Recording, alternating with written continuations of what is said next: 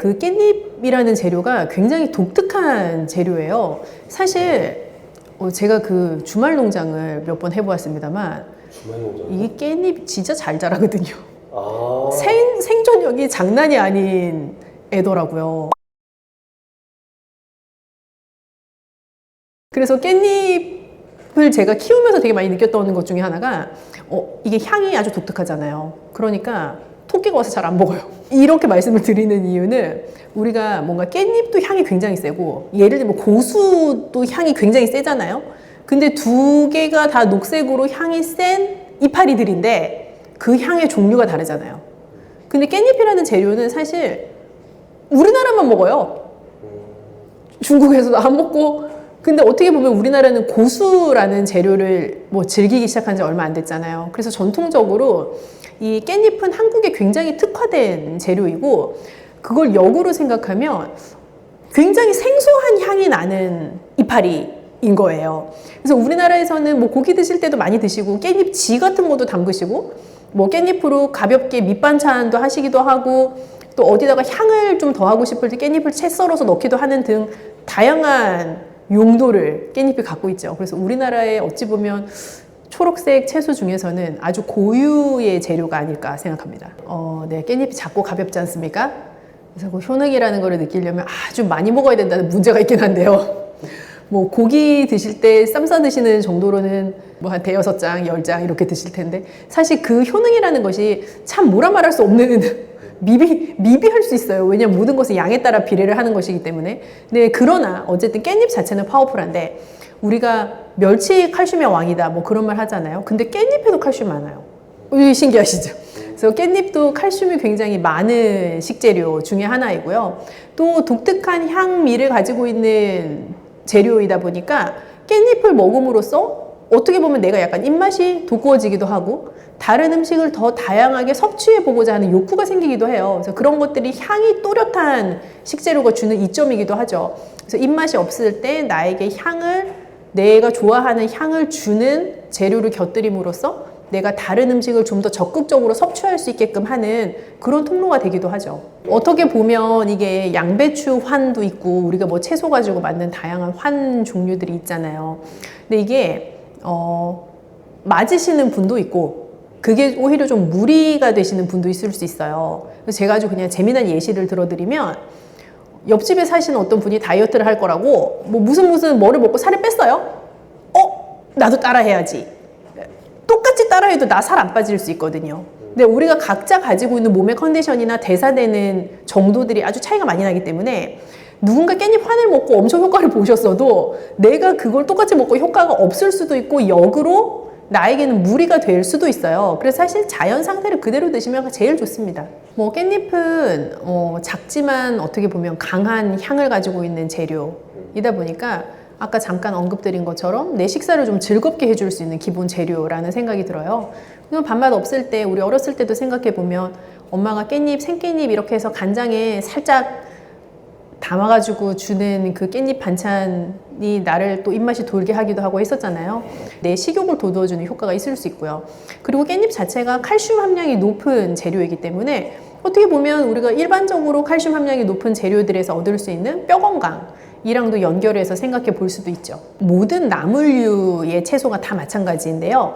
생 상태로 먹는 것보다 사실 살짝 데쳐서 먹게 되면 훨씬 많은 양을 먹을 수 있어요. 예전에 엄마가 시금치 나물 하던 거 생각해 보면요. 시금치가 이만큼 있어요, 부엌에. 그 엄마가 물을 끓여서 그거를 들통에 살짝 데치면 그 시금치 이만큼 부피였던 생시금치가 요만한 양으로 줄어들잖아요. 그건 어떻게 보면은 나한테 생시금치를 이만큼 먹으라면 못 먹는데 시금치 나물 요만큼 먹으라면 먹을 수 있거든요. 그래서 채소를 가장 많이 섭취할 수 있는 방법이 사실은 데친 나물, 우리가 전통적으로 숙채라고 부르는 조리법에 해당하는데요. 깻잎도요. 깻잎 순 같은 것을 많이 사셔서 살짝 데쳐서 나물로 해 드셔도 아주 좋고요. 또 당연히 생으로 쌈 싸 드셔도 맛있지만 그 데친 깻잎을 이용해서 달걀찜에 넣으신다거나 달걀 마리를 만들어서 드신다거나 하는 등의 단백질과 같이 섭취하실 수 있는 방법을 또 선택해 보셔도 좋겠고요. 깻잎이 예쁘게 생겼잖아요. 그래서 깻잎 전도 요즘은 많이들 드시는 것 같은데 뭐 두부 같은 거 잘 으깨서 살짝 저염으로 양념하시고 깻잎 사이에 넣어서 앞뒤 이렇게 붙여서 달걀물 해서 잘 부쳐내시면 또 맛있는 향긋한 깻잎 전을 드실 수도 있죠. 깻잎을 그 주재료로 쓰시는 것도 방법인데 제가 추천드리고 싶은 것 중에 하나는 제가 이 메뉴를 한번 추천드려 볼까 봐요. 청포묵 깻잎 김무침. 우리 왜 한식당 같은 데 가면 이렇게 탕평채, 미니 탕평채처럼 청포묵 나오고 거기에다 뭐 달걀 지단이나 당근 채 썬 것 그런 거 같이 잘 볶아낸 것들이 이렇게 버무려서 나오는 요리들이 나오잖아요. 그것과 비슷한 느낌의 요리예요. 그래서 청포묵 잘 데쳐서 준비하시고 또 깻잎도 썰어서 준비하시고 김도 그렇게 준비하시면 아주 저염의 양념으로 김의 맛, 향긋함이 있잖아요. 그리고 김도 감칠맛이 아주 좋거든요.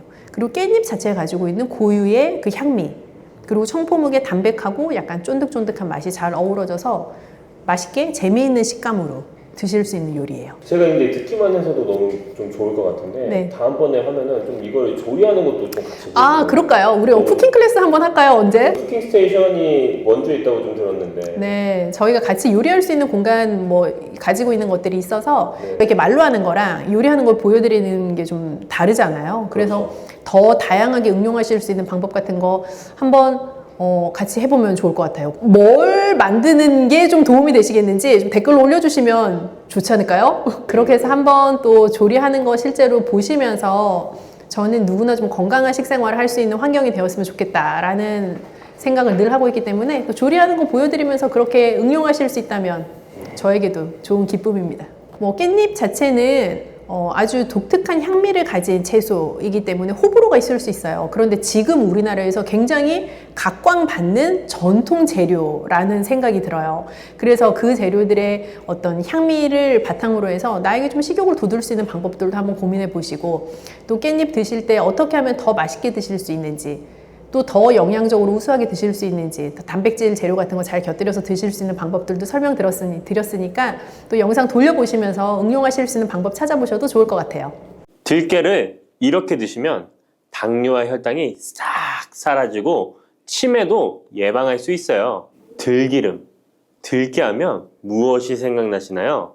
들기름에 북어와 미역국을 구수하게 볶아 시원한 북어 미역국을 끓여 먹어도 정말 맛있죠? 건강에도 좋다는 이 들기름과 들깨 잘못 먹으면 암에 걸리고 혈관 건강에도 악영향을 줘서 치매도 유발할 수 있다는 사실 알고 계셨나요? 들깨의 효능과 어떻게 먹을 때 건강을 해쳐 암에 걸리고 치매를 유발하는지 그리고 어떻게 먹는 것이 건강하게 먹는 방법인지 어떻게 보관하는 것이 가장 좋은 방법인지 들깨에 대한 모든 것 알려드릴게요. 나이가 들면서 산책하기도 힘들고 관절이 쑤시고 무릎 통증 때문에 힘드시지 않으신가요? 들깨의 첫 번째 효능은 바로 관절염에 좋다는 것입니다. 무릎이나 관절 통증 때문에 병원에서 진통제를 처방받으시잖아요. 이때 처방받는 진통소염제의 역할은 몸속에 프로스타글란딘이라는 물질의 생성을 억제해서 통증을 막아주는 건데요. 들깨 속에는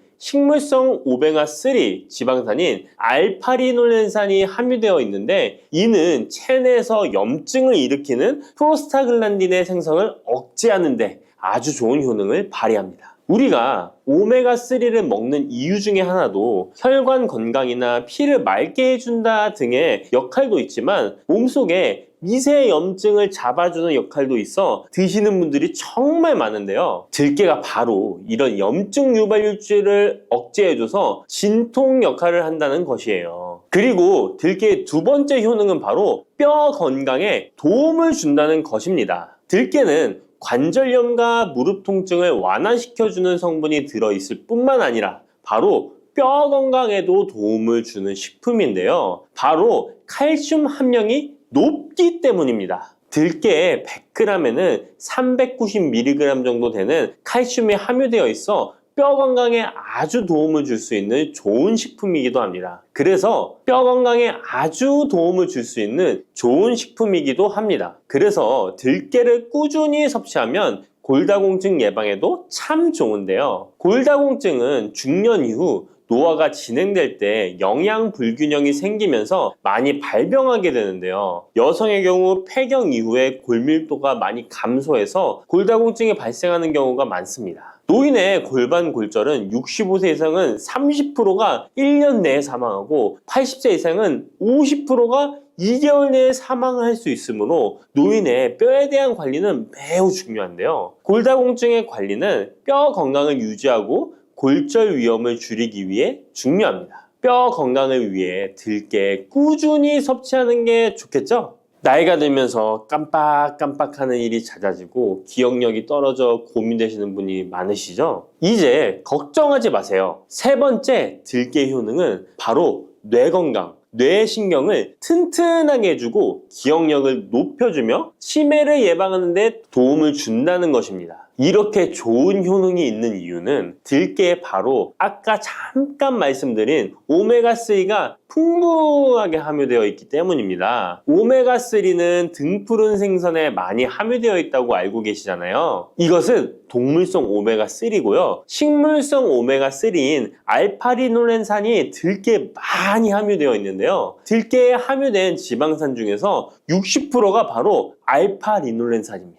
이 알파리놀렌산은 뇌신경 보호에 탁월한 효과가 있는데요. 어떻게 뇌신경을 보호하느냐? 뇌신경에 염증을 일으켜 망가뜨리는 사이토카인이라는 물질이 있는데요. 이런 사이토카인 물질의 분비를 감소시키고요. 또 알츠하이머 치매 환자의 뇌에 많이 발견되는 비정상적인 단백질인 베타 아밀로이드도 바로 이 알파리놀렌산이 감소시키기 때문입니다. 참치에 많이 함유되어 있다는 DHA 들어보셨죠? DHA가 바로 대표적인 뇌기능 강화 물질인데요. 이 DHA가 기억을 높이는 데 도움을 주고 학습 능력 또한 좋게 하는데요. 이 DH는 체내에 합성되지 않아 식품으로 섭취를 해야 합니다. 들깨에 함유된 알파리놀렌산이 흡수될 때 바로 이 DHA로 전환이 됩니다. 어린이 전용 오메가3 같은 경우도 성인보다는 EPA보다 DHA 함유량이 높은 영양제도 많죠? 들깨가 뇌신경, 뇌 건강에 좋은 이유가 바로 이겁니다. 네 번째 들깨의 효능은 심장을 건강하게 하고 뇌혈관의 노화를 막아주는데 도움을 준다는 것입니다. 알파리놀렌산이 체내에 흡수될 때 DHA로 변환된다고 했잖아요. 그뿐 아니라 바로 EPA로도 변환이 되는데요. 이 EPA가 어떤 역할을 하냐면 바로 혈소판 응집을 억제해 혈관에 혈전이 생기는 것을 방지하는 효능이 있습니다. 그리고 혈관을 튼튼하게 하는 효능과 혈액의 중성지방과 나쁜 콜레스테롤인 LDL을 낮추고 좋은 콜레스테롤인 HDL을 높여주는 역할도 합니다. 미국의 심장협회에서는 허혈성 뇌졸중, 심장마비로 인한 돌연사, 관상동맥 질환 등의 위험을 감소시키기 위해 매주 1에서 2회 이상 오메가3 지방산이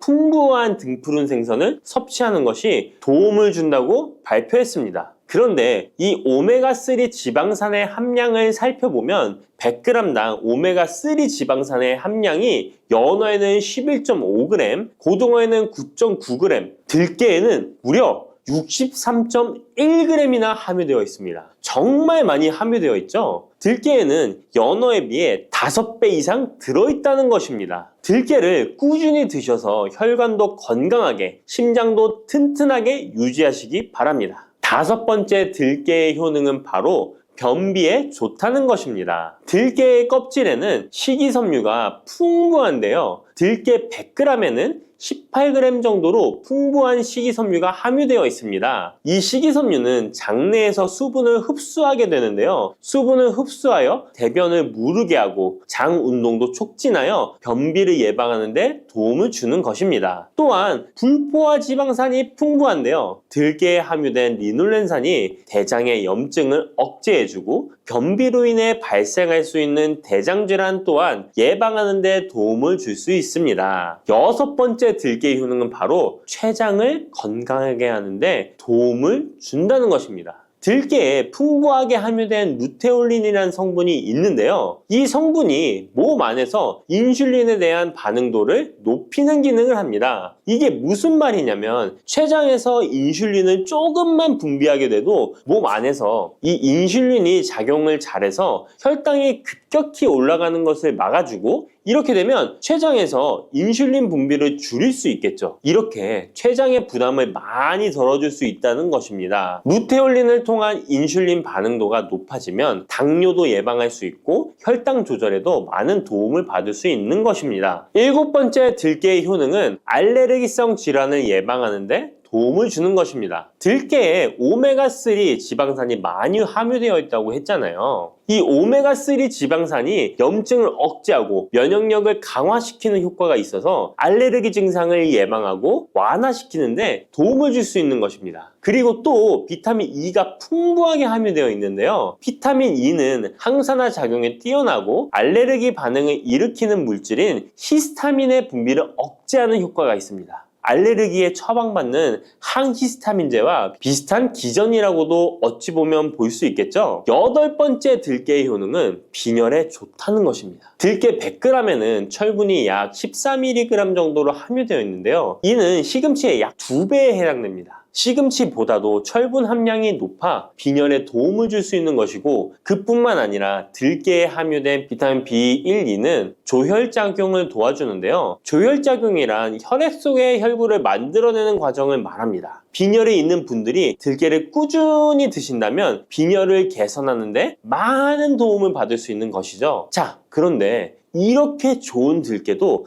가장 취약한 단점이 있습니다.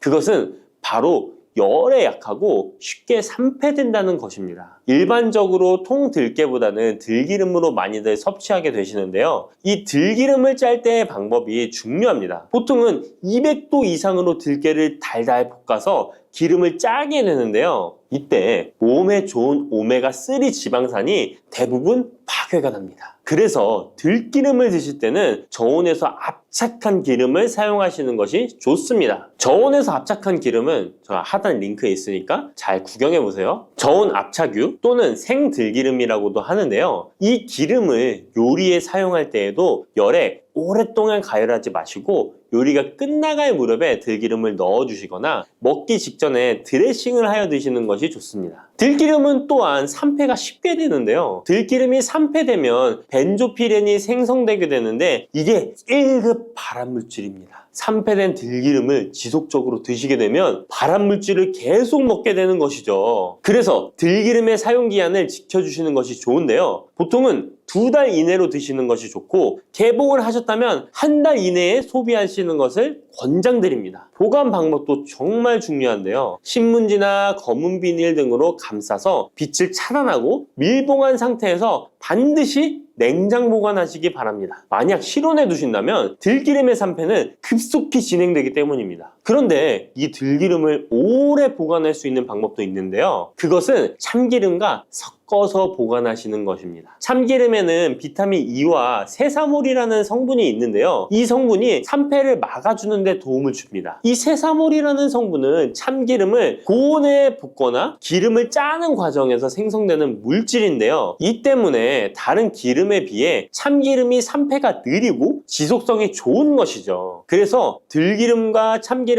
7:3 또는 8:2 정도로 섞어서 보관하시면 조금 더 오래 보관하실 수 있습니다. 그런데 들깨를 기름으로 드시게 되면 들깨 껍질을 섭취할 수 없는데요. 들깨 껍질에 몸에 좋은 식이섬유와 대표적인 항산화 물질인 폴리페놀 성분들을 다 버리게 되는 것입니다. 그래서 들깨를 제대로 드시려면 들기름보다도 통들깨 자체로 드시는 것이 좋습니다. 마트에 가면 통들깨보다도 들깨 가루를 많이 판매하시는데요. 들깨 가루는 산패가 빨리 되기 때문에 통들깨를 구매해 드시길 바랍니다. 통들깨를 구매하시면 그 안에 작은 돌이라든지 이물질이 들어있어 세척을 잘 해주셔야 되는데요. 세척하는 방법 알려드릴게요. 먼저 들깨를 물에 담가 씻어줍니다. 그리고 물 위에 뜨는 것만 채로 걷어 옮겨주시기 바랍니다. 그렇게 하면 바닥에 이물질만 남는데요. 이것을 버리고 또 물에 담가 씻어주고 물 위에 뜨는 것만 채로 걷어 옮겨주시면 됩니다. 이 같은 작업을 3번, 4번 반복해주면 되는데요. 이렇게 하면 통들깨를 깨끗하게 세척할 수 있습니다. 깨끗하게 세척한 통들깨는 자연 건조해 주셔도 되긴 하지만 시간이 오래 걸리니 팬에 담아 약한 불로 건조시켜 주시거나 쉬운 방법은 전자레인지를 이용하시면 됩니다. 전자레인지를 이용한 건조 방법 알려드릴게요. 세척한 통들깨를 접시에 담아 주시고요. 이렇게 해서 5분 정도 돌려주시고요. 상태를 확인해 줍니다. 아직 덜 건조되었을 거예요. 한 번에 오랜 시간 전자레인지에 돌리면 들깨가 탈 수 있으니까 이렇게 5분 정도씩 돌려가며 상태를 확인해 주면서 완전히 건조될 때까지 이 작업을 해주시면 됩니다. 완전히 건조된 통들깨는 그냥 스푼으로 떠서 드셔도 되고요. 먹을 만큼씩 믹서기에 갈아서 음식에 넣어 드셔도 되고 통들깨 자체로 음식에 넣어 드셔도 됩니다. 이렇게 하시면 들깨를 산패되지 않은 상태로 신선하고 건강하게 버리는 것 없이 드실 수 있습니다.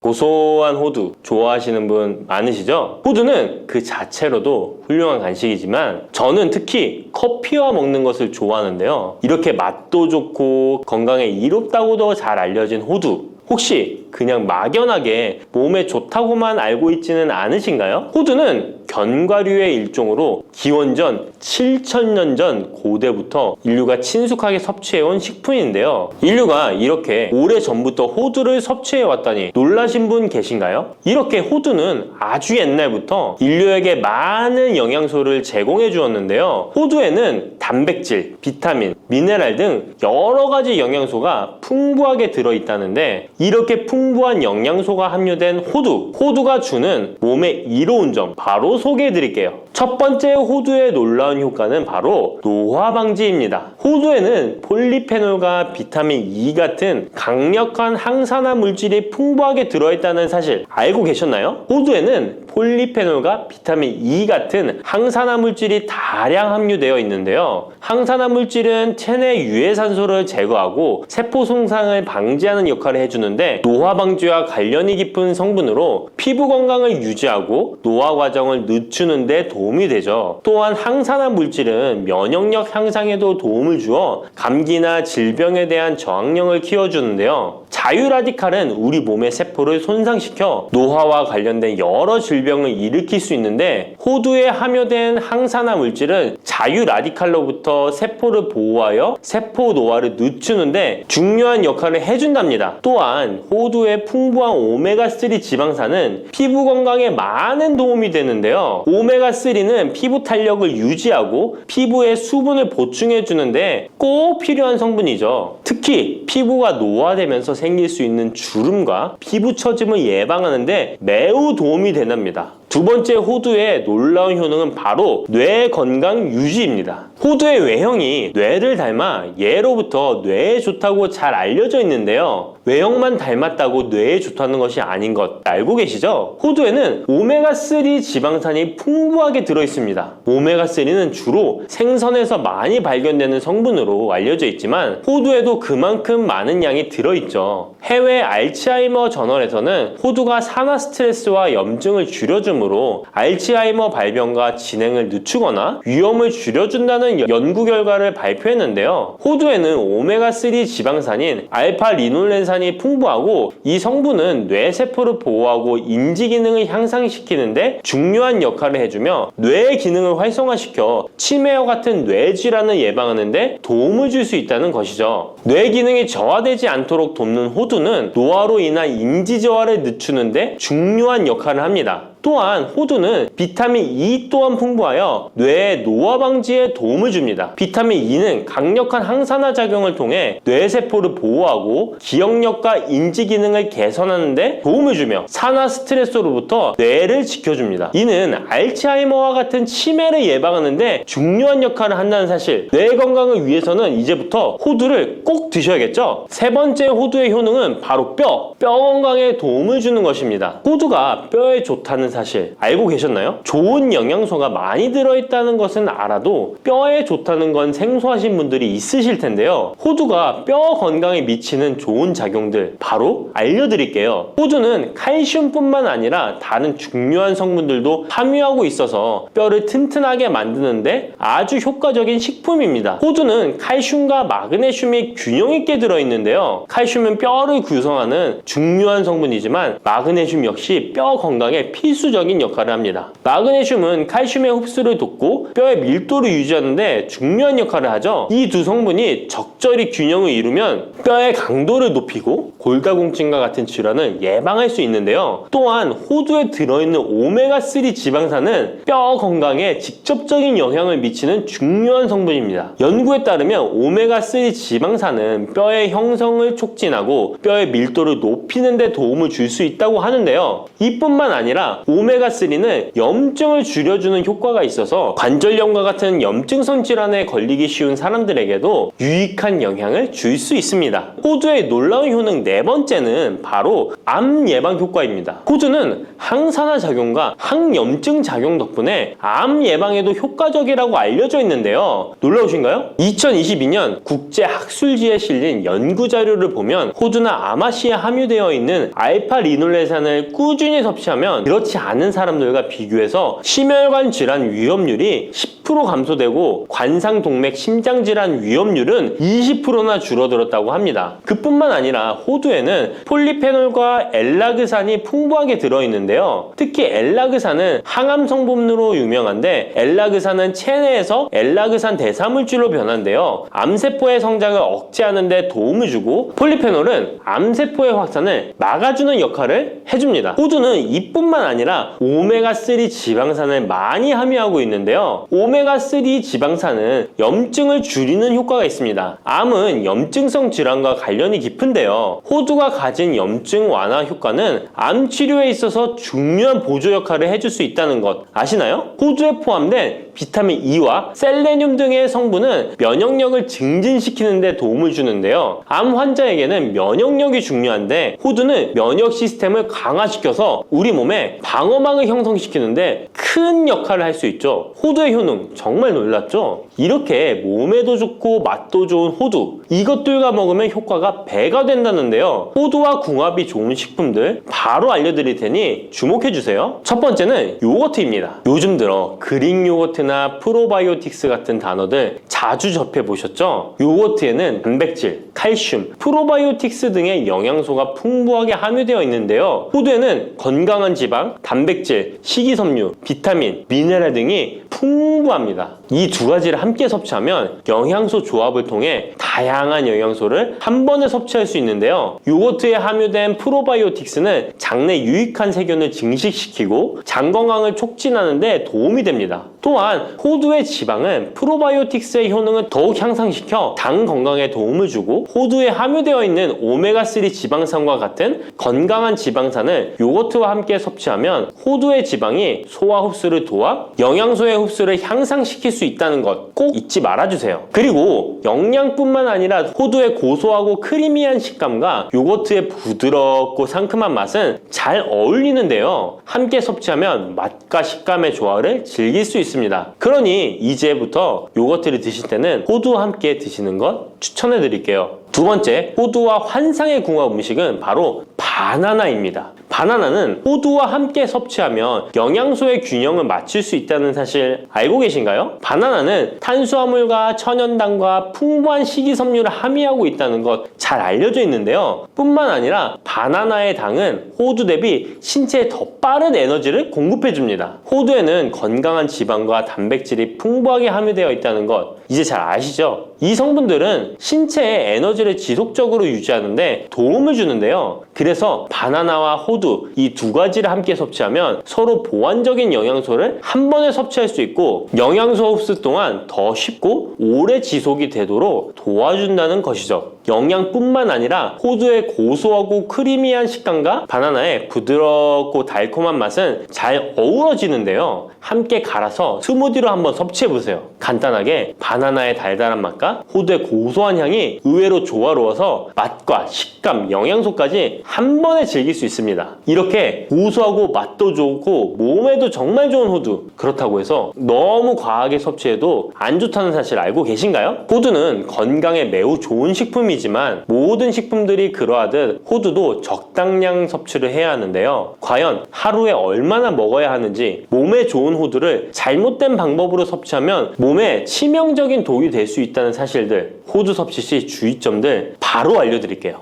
호두 섭취 시 유의할 점 첫 번째는 알레르기 반응입니다. 호두는 견과류 중 하나로 알레르기를 유발할 수 있는 식품인데요. 일부 사람들에게 알레르기 반응을 일으킬 수 있습니다. 호두 알레르기가 있는 경우 호두를 섭취했을 때 입술이나 혀 또는 얼굴이 부풀거나 호흡곤란을 겪을 수 있는데, 이는 개개인의 신체 증상에 따라 매우 위험할 수도 있습니다. 경우에 따라 목숨도 위험할 수 있는데요. 만약 이런 증상이 발생하면 즉시 호두 섭취를 중단하고 필요시 의사와 상담해야 합니다. 알레르기가 있는 사람은 호두를 피하는 것이 매우 중요합니다. 호두 섭취 시 주의할 점 두 번째는 과도한 섭취입니다. 호두는 100g당 650칼로리로 매우 고칼로리 음식입니다. 하루 섭취량을 과도하게 초과하면 체중 증가를 유발할 수 있는데요. 호두에는 지방이 많이 함유되어 있지만 대부분 불포화 지방이라 건강에 유익하다고 알고 있지만 칼로리가 높기 때문에 적당한 양을 섭취하는 것이 중요합니다. 하루 20에서 30g 정도, 이는 약 5에서 7알 정도 되는데요. 쪽으로 봤을 때 10개에서 15쪽이 적당합니다. 호두 섭취할 때 꼭 기억해 주세요. 호두 섭취 시 유의할 점 세 번째는 변질이 일어난 호두 섭취입니다. 호두와 같은 견과류는 지방이 많아서 산패가 쉽게 일어날 수 있는데요. 특히 호두에 포함된 불포화 지방산은 산화되기 쉬운데, 산화가 진행되면 지방의 구조가 변형됩니다. 산화된 지방은 체내에서 염증을 일으키고 혈관에 손상을 줄 수 있다는 무서운 사실 알고 계신가요? 이뿐만 아니라 산화된 지방은 심혈관 질환까지 유발할 위험이 있습니다. 또한 호두가 산패되면 아크릴아마이드라는 유해 물질이 생성될 수 있는데요. 이 물질은 발암성 물질로 알려져 있으며, 이렇게 산패된 호두를 장기적으로 섭취 시 암 위험을 증가시킬 수 있습니다. 그럼 산패되어 변질이 일어난 호두는 어떻게 알 수 있을까요? 산패된 호두를 구분하는 방법 쉽게 바로 알려드릴게요. 먼저 색상을 보는 것입니다. 신선한 호두는 갈색 또는 황금빛을 띠는데, 산패된 호두는 색이 어둡게 변하고 부패한 느낌이 들 수 있습니다. 또 산패된 호두는 비린내나 신냄새가 날 수 있으나, 신선한 호두는 자연스러운 고소한 향이 납니다. 또한 맛이 다른데요. 신선한 호두는 고소한 맛인 반면 산패된 호두는 맛이 매우 씁쓸하거나 오래된 기름향이 나고 썩은 것 같이 매우 불쾌한 맛이 난답니다. 이러한 호두를 골랐다면 산패되지 않게 보관하는 방법도 중요한데요. 호두는 잘못 보관하면 쉽게 산패되기 때문에 주의가 필요합니다. 호두는 원래의 껍질을 유지하는 것이 좋은데요. 껍질을 벗기지 않고 보관하면 외부에서의 영향을 줄일 수 있어서 오래 신선하게 유지됩니다. 하지만 호두를 먹을 때마다 까야 되는 번거로움 때문에 이미 까진 호두를 많이 구입하잖아요. 이런 호두는 공기와 빛에 노출되면 산패가 촉진되기 때문에 공기와의 접촉을 최소화하는 것이 중요한데요. 그래서 밀봉할 수 있는 용기에 담아서 보관하거나 진공 밀봉팩을 사용하는 것이 좋습니다. 호두는 온도와 습도에 민감해서 서늘한 냉장고에 보관하는 것이 가장 좋습니다. 이미 껍질을 벗긴 호두는 쉽게 산패할 수 있으니까 냉장 보관이 필수적이라는 것 잊지 마세요. 네, 안녕하세요. 영양학 박사 그레이스입니다. 오늘도 여러분이 가지고 계신 먹을 것에 대한 고민을 쏙쏙 다 해결해 드리기 위해서 나왔고요. 오늘 말씀드릴 정보들도 꼭 필요한 것 잘 얻어가시고 실생활에서도 적용해 보시면 좋겠습니다. 사실 우리 몸을 구성하고 있는 성분 중에 제일 중요한 게 뭐냐라고 물으면 크게 두 가지예요. 수분과 단백질.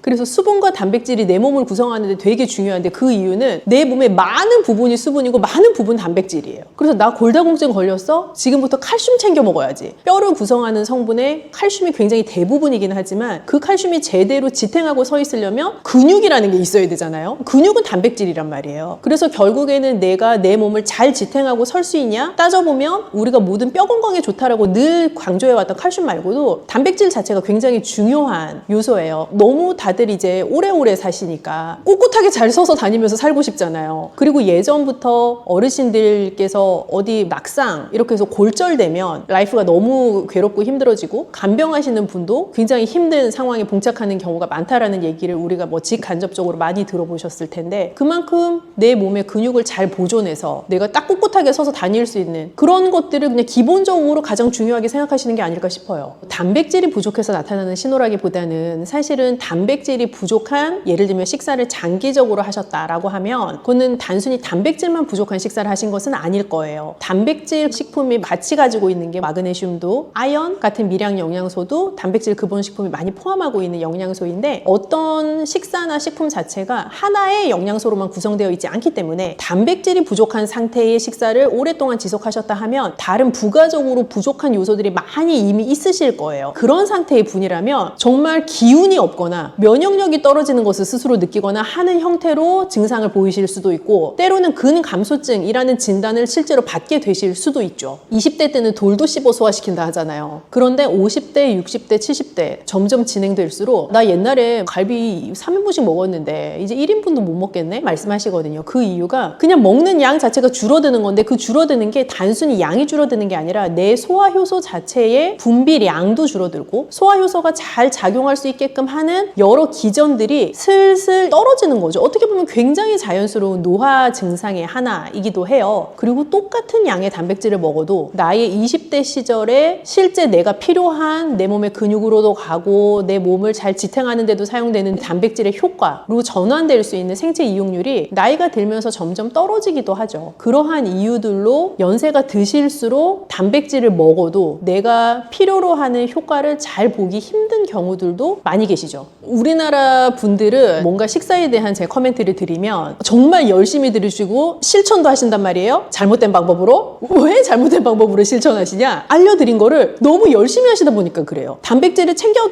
드셔라 라고 말씀을 드리면 삼시세끼 과량의 단백질을 챙겨 드시는 거죠. 근데 그렇게 챙겨 드셔도 큰 소용이 없고요. 하루에 한 끼에 몰아서 드셔도 소용이 없어요. 자, 이 말은 무슨 말이냐면 내가 하루에 먹으면 좋을 적정량의 단백질을 정해두고 그거를 새끼로 잘 나누어서 먹는 것이 중요한데, 많은 단백질을 한 번에 섭취했다고 해서 그 단백질이 모두 내 몸에 들어와서 잘 워킹하는 게 아니에요. 그래서 오히려 적정량을 잘 나누어서 드시는 것이 내가 먹는 만큼의 단백질 효과를 볼 수 있는 좋은 방법이죠. 그러면 무슨 단백질을 먹어야 되냐 또 부가적으로 궁금하실 수 있잖아요. 양질의 단백질을 드셔야죠. 그럼 또 양질의 단백질은 뭔데? 라고 물어보실 거잖아요. 양질의 단백질이라는 것은 내 몸에 들어와서 잘 대사되어서 나에게 좋은 효과를 줄 수 있는 단백질이라고 생각하시면 돼요. 그럼 조금 쉽게 설명하면 일단 소화가 잘 되는 단백질일 것, 생체 효용률이 높은 단백질일 것, 이렇게 요약해 볼 수가 있는데, 소화가 잘 된다는 것은 어떤 근본의 식품이냐도 중요하지만 한편으로는 어떤 조리법으로 먹느냐도 되게 중요해요. 그래서 물에 빠진 고기를 사랑하게 되면 좋겠다라는 말씀 제가 여러 번 드렸었는데, 단백질도 우리가 뭐 식물성 단백질보다는 동물성 단백질이 일반적으로 생체 효용률이 높은데, 그 동물성 단백질을 더 소화되기 쉽게 먹을 수 있는 형태가 물에 삶거나 혹은 찌거나 하는 조리법을 잘 활용하시는 거죠. 그래서 그런 조리법에 단백질 음식을 하루에 적정량만큼 정해두시고 두세 번에 나누어서 드셔라 라는 것이 가장 정확하고도 가장 효과적인 지침입니다. 동물성 단백질이 식물성 단백질보다 생체 효용률은 높지만 일반적으로 소화 흡수되는 것은 식물성 단백질이 높을 수가 있어요. 그래서 콩이나 두부 같은 재료들이 돼지고기나 소고기 같은 고기류보다는 조금 소화가 잘 될 수가 있고요. 고기류 중에서도 지방 함량이 적은 부위가 또 소화가 잘 돼요. 쉽게 생각해 보시면 목살을 먹는 거랑 삼겹살이나 오겹살을 먹는 게 당연히 상상만 해도 소화되는 게 약간 다르시잖아요. 그래서 그런 느낌이 되게 정확하신 느낌인 거죠. 또 조리법에 따라서도 소화 흡수되는 게 다를 수가 있는데요. 달걀도 예를 들어 삶아서 먹을 수도 있고 달걀 프라이로 드실 수도 있고 달걀 찜으로 드실 수도 있는 등의 다양한 조리법이 있을 수 있는데, 조금 더 부드러운 형태가 되게끔 조리를 하시면 아무래도 내 몸이 받아들였을 때 소화하는 역량은 훨씬 더 올라가게 되죠. 운동을 하면은 당연히 단백질의 전체적인 대사에 도움이 될 수가 있는데, 이게 아주 영한 친구들처럼 근육을 붙이기 위해서 단백질을 지금 드시는 건 아니라 나의 근육을 잘 보존하고 내가 더 건강한 생활을 하기 위해 드시는 거다 한다면, 과량의 단백질과 운동을 막